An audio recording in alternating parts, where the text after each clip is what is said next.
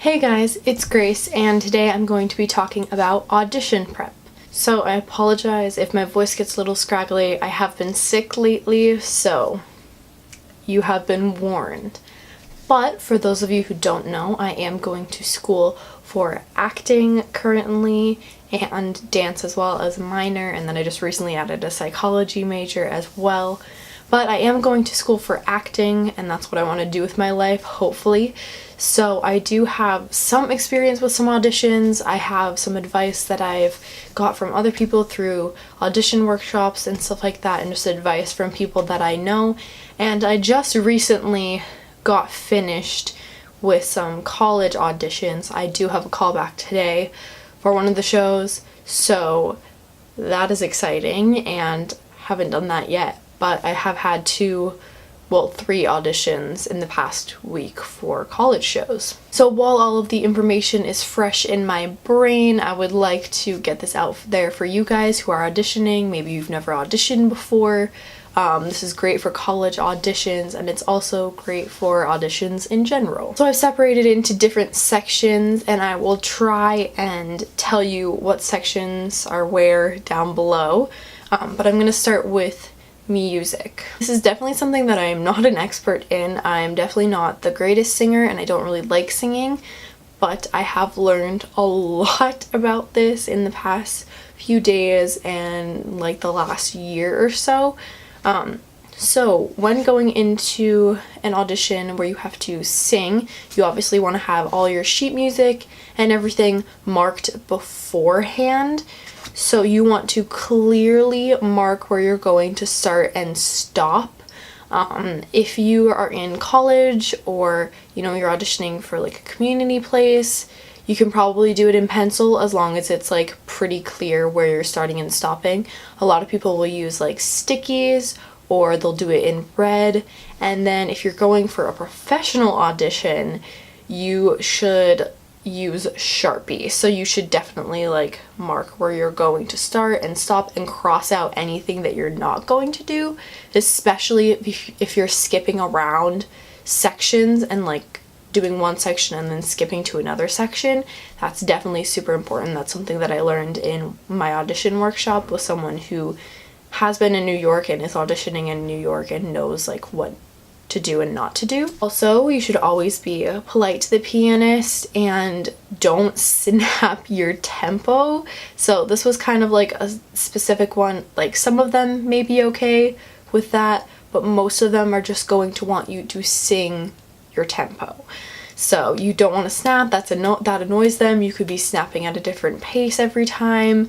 You just want to sing your tempo and do it like that. Again, with that, be as clear as possible.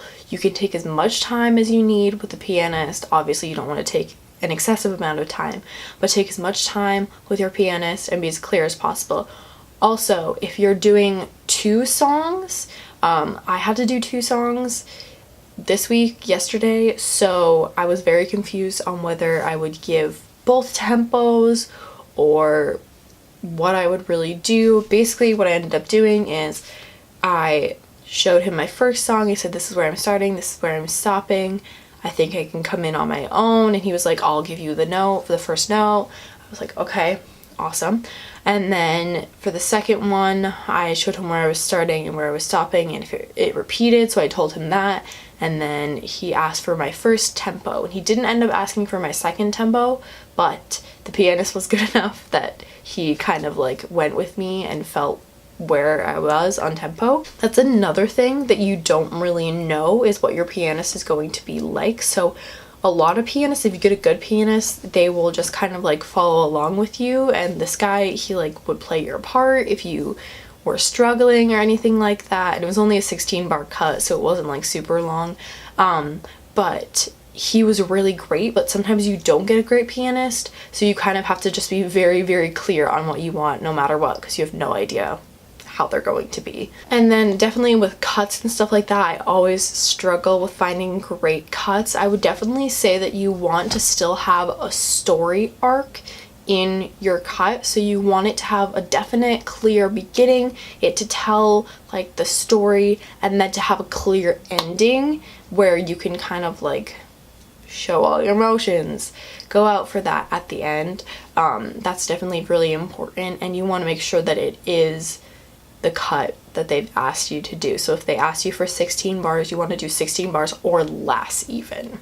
So now I'm going to move on to acting. So acting is also very interesting. If they give you something beforehand, like a couple days in advance, then I would definitely try to memorize. We got a monologue a week before we had to do our auditions, and I ended up memorizing the whole entire thing, and we could have the paper with us. So she didn't specifically say that we had to memorize, but I ended up bringing my paper in, reading the first line, and then just going from there, and I had the whole thing memorized, and it was just there in case I stumbled or something happened and I totally forgot and stuff like that. But if they want you to memorize it, you obviously really want to memorize it and have it down.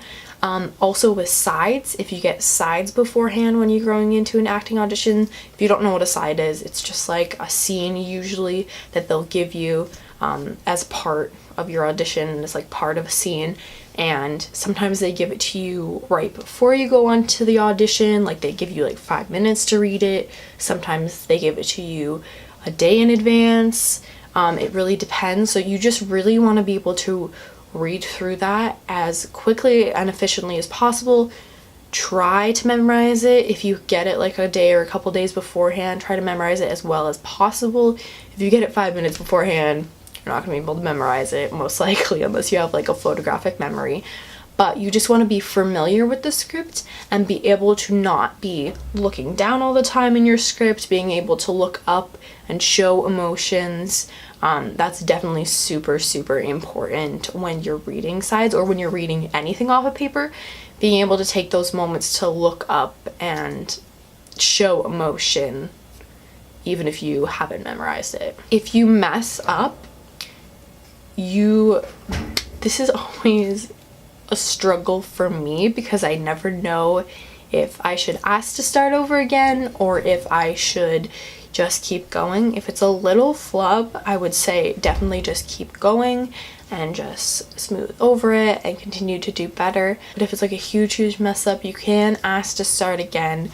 There's just the risk of them, saying no, and then you've kind of broken the whole scene up. So that's just kind of something that you'll have to gauge on your own. So the last section is dance, and sometimes they'll have a dance call and sometimes they won't. So it really depends. Obviously, if it's a musical, it's probably going to have a dance call because there are dance heavy parts of the show. Whereas if it's a play, we're going to really have dance. But this is also great if you are auditioning for dance as well. I know that dance auditions are a lot different than musical auditions or acting auditions, but these are some things to remember for both a dance call and a normal dance audition. So you want to dress cleanly. You want to have your most neutral colors, I would say. You can wear like something that makes you stand out, so like a hair scrunchie or like a bow in your hair or something like that, but you definitely want to be, very clean. You want to be wearing a leotard and tights and whatever shoes they've requested that you use. We definitely bring more than one pair of dance shoes, especially if you're auditioning for a dance specific audition, but a dance call, you definitely still want to bring like character shoes, jazz shoes, ballet shoes. Just bring your whole repertoire of shoes, and possibly tap if it's a tap heavy show. But they'll probably tell you that beforehand, but if they don't, I would just bring a couple of options. But you do want to be very clean, and you should, if you can and want to, dress to period. So this is something that a lot of casting directors and directors and choreographers are kind of back and forth on. They either hate it or they love it, is dressing to the period of the show.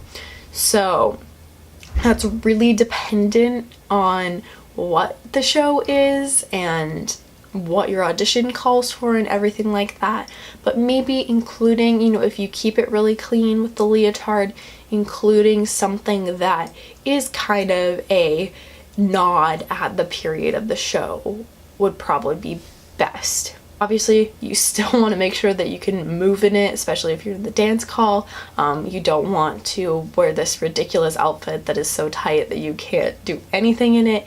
You still want to be able to move and show yourself off in whatever you're wearing. Like I said, you don't want to look sloppy, so you shouldn't have any holes in your shirts. You should be very clean cut and you should look your best. So another important thing about the dance call is that even if you don't know the choreography, you should always be acting. So that's something that a lot of dancers don't have a leg up on, is the fact that they may be really good at dancing and they may be really great at picking up choreography, but they don't have the face to be able to do it and act it out. So a lot of the times they will, want the face, and they're not even looking at what you're doing with your body because they're so wrapped up in how great your facial expressions are.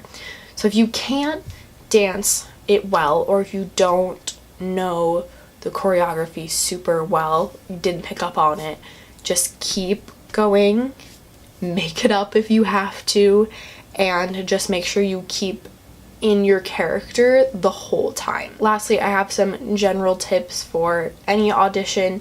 So you just want to be nice to everyone. You never ever know who is going to make or break your audition. You just want to be polite and kind to everyone who is involved when you go into your audition. The pianist, any of the people at the front desk, obviously the directors, anyone who's, taking care of your headshot, handing into your headshot or resume, anything like that. You really want to be polite and kind to everyone. Don't gossip or talk loud while you're waiting. You definitely want to keep focused. I know the choreographer who is choreographing the musical that I auditioned for, she said she looks at people as soon as you walk into the room and start stretching. She's looking for people who are focused, who are stretching and actively working to warm up their bodies and get ready for the audition, and not for people who are being loud and being obnoxious and talking and that kind of stuff. So that goes for the waiting room too. It's okay to be polite and say hi to people and introduce yourself, but you really want to be focused and stay focused and allow the people around you to also be focused and be polite to everyone. You definitely want to put all of your energy into everything that you do. So if you're going to go to an audition, you want to go full force at that audition. You don't want to hold back anything. And that's definitely going to show through whether you're super good at it or not. If you put all of your energy into it, that makes it 10 times better, and directors notice that. Also, don't forget to slate yourself. So slating is something that's kind of been new to me. Basically it's just introducing yourself. So sometimes when you walk in, the director has your headshot and resume, so they may already say, hi, blah blah blah, what will you be singing for us today? So if they do say your name, you're not going to say, hi, I'm Grace and I'll be singing blah blah blah. You can just say, I'll be singing, your song. But you definitely want to judge what you say about the situation as well. But if they don't say hi, Grace, then you can obviously say, hi, my name is Grace, I'll be singing blah blah blah, or doing this monologue, but you do want to make sure that you slate yourself and let them know who you are. Alright, I think that's it from me, so please let me know if you guys want me to do more acting, musical theater, dance related videos, because it's kind of something that I talk about a lot on my channel, but I don't really do a lot of theater specific videos. So give this a thumbs up if you would like to see more of those, and subscribe down below if you haven't already. If you would like to check out my previous video, it is on this side of the screen, and my previous vlog is on that side of the screen. I hope you guys are having a wonderful day, and I will see you in my next video. Bye!